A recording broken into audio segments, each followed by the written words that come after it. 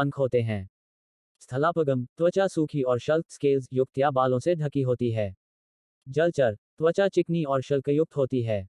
16. शाकाहारी हर्बीवोर्स और मांसाहारी कार्निवोर्स। शाकाहारी, ये पौधों और वनस्पतियों को खाते हैं। मांसाहारी, ये दूसरे जंतुओं का मांस खाते हैं।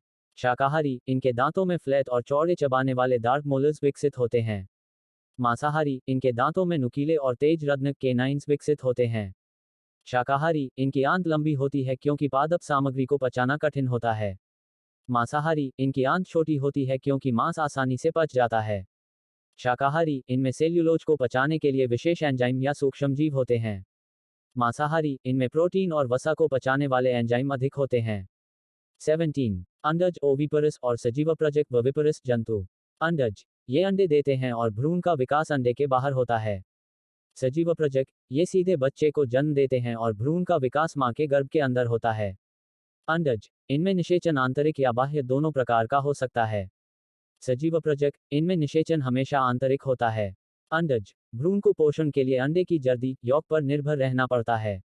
सजीवप्रजक, भ्रूण को पोषण मां के प्लेसेंटा आंवल द्वारा मिलता है। अंडज, उदाहरण पक्षी, सरीसृप, अधिकांश मछलियां। सजीवप्रजक, उदाहरण मनुष्य, गाय, व्हेल। 18. सहज प्रतिरक्षा अनेट इम्यूनिटी और उपाजित प्रतिरक्षा अडैप्टिव इम्यूनिटी। सहज प्रतिरक्षा, यह जन्मजात प्रेजेंट एट बर्थ होती है। उपाजित प्रतिरक्षा, यह रोगजनकों के संपर्क में आने के बाद विकसित होती है। सहज प्रतिरक्षा, यह विशिष्ट नॉन स्पेसिफिक होती है, यानी सभी रोगजनकों के प्रति एक जैसी प्रतिक्रिया। उपाजित प्रतिरक्षा, यह विशिष्ट स्पेसिफिक होती है, यानी प्रत्येक रोगजनक के लिए अलग अलग प्रतिक्रिया।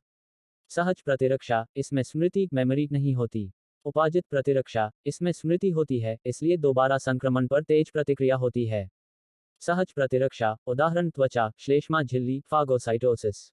उपाजित प्रतिरक्षा, उदाहरण एंटीबॉडी द्वारा प्रतिरक्षा, टी कोशिकाएं। 19. हार्मोन और एंजाइम। हार्मोन, ये अंतःस्रावी ग्रंथियों एंडोक्राइन ग्लैंड्स द्वारा स्रावित होते हैं। एंजाइम, ये विशेष कोशिकाओं द्वारा स्रावित होते हैं। हार्मोन, ये रासायनिक रूप से स्टेरॉइड, प्रोटीन, अमीनो अम्ल आदि हो सकते हैं। एंजाइम, ये रासायनिक रूप से प्रोटीन होते हैं, कुछ आरएनए को छोड़कर। हार्मोन, ये शरीर की विभिन्न क्रियाओं का नियमन रेगुलेट करते हैं। एंजाइम, ये जैव रासायनिक अभिक्रियाओं को उत्प्रेरित कैटलाइज करते हैं। हार्मोन, ये धीमे लेकिन लंबे समय तक प्रभाव डालते हैं। एंजाइम, ये तीव्र गति से कार्य करते हैं और अभिक्रिया पूरी होते ही अलग हो जाते हैं। 20. पेशी, टेंडन और स्नायु, लिगामेंट।